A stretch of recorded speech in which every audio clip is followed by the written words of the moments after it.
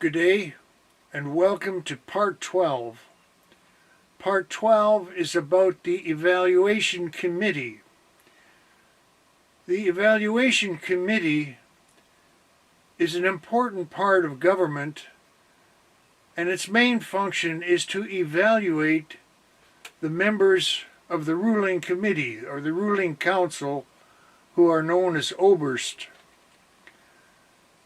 They need to be evaluated because they make decisions that involve absolute power. And it is important to know that the basis of those decisions does not involve emotional turmoil or physical illness, either subtle or florid, or spiritual incapacity or insufficiency,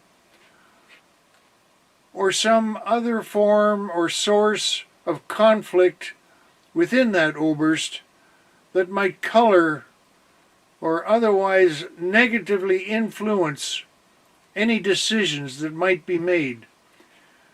And therefore the Evaluation Committee will be evaluating each Oberst in regular rotation. The Evaluating Committee's members, hereafter known as Ephors, are constructed for the sole purpose of evaluating the quality and behavior and sanity of the members of Oberst on a regular basis. Each member of Oberst will spend 1 full month every year in the domain of the Ephors, whose job it is to construct a written full evaluation of the physical, mental, emotional, spiritual, financial, behavioral, marital, familial, functional, and communicative condition of that Oberst member, which will result with a summary statement and a numerical score at the end of the month. Members of the Evaluation Committee. The Ephors are essentially self-organizing and set their own agenda and methods within the context of this broader framework. The members may be as many as they require, not to exceed a grand total of 250 in the overall aggregate. They are divided into 5 groups. The first group evaluates the physical component of the Oberst and is made up of a minimum of 5 qualified physicians. The second group evaluates the mental and emotional state of the Oberst and consists of a minimum of 5 qualified psychiatrists. The third group evaluates the financial state of the Oberst and consists of a minimum of 3 members with expertise in the area. The fourth group evaluates the spiritual condition of the Oberst and consists of 7 members qualified in that area. And the fifth group evaluates the behavioral, familial, marital, functional, and communication abilities of that Oberst and consists of a minimum of 10 members. However, each group may be as large as is considered to be necessary to form a qualified, professional, and complete opinion. The powers of the Ephor are as follows. The Ephors will see each Oberst member in turn and have unlimited power over that Oberst to inquire into the health and lifestyle of the Oberst in all 5 areas. Evaluations are in-depth and as detailed as necessary and as time-consuming as necessary, taking care to protect the life and limb and health of the Oberst member, consistent with achieving an assessment and a score. Assessment evaluations will of necessity occasionally overlap with each other as necessary to arrive at a conclusion.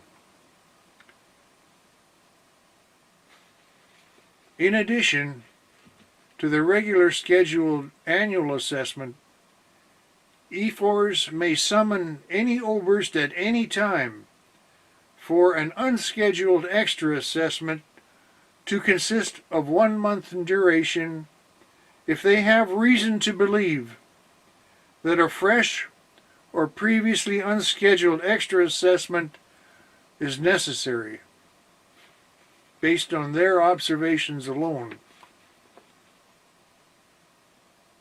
At the end of each monthly assessment, the Ephors will pool their findings with each other and vote as to whether that Oberst member will be permitted to continue to serve as an Oberst member of the ruling council with a vote of 55% or greater required to expel an Oberst, which then becomes effective immediately and permanently and cannot be reversed. Forthwith that Oberst will be replaced with a new Oberst.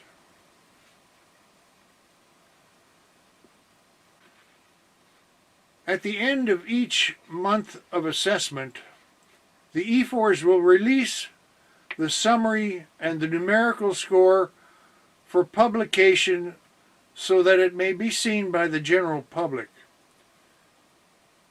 Reports in great detail as necessary will be also released if ordered by one of the other elements of government as described in the next videos.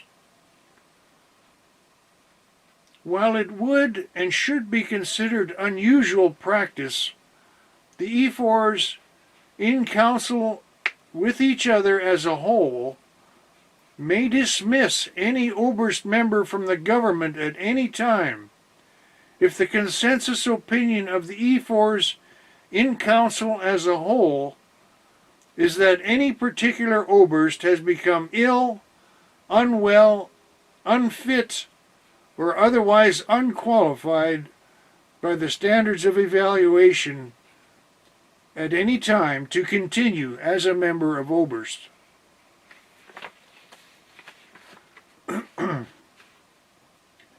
The conditions of the Ephors. Evaluations will be done in whatever expert facilities are necessary and with the unreserved cooperation of the Oberst, taking care to be diligent but to cause no harm. Nothing and nobody will influence the composition of the evaluation and the reporting of the result except the good judgment of each individual Ephor. Each Ephor, upon entering service, will compose a list of 10 replacements for himself or herself and keep that list current in such a way that when they leave service for any reason, the remaining Ephors may select a replacement from the list.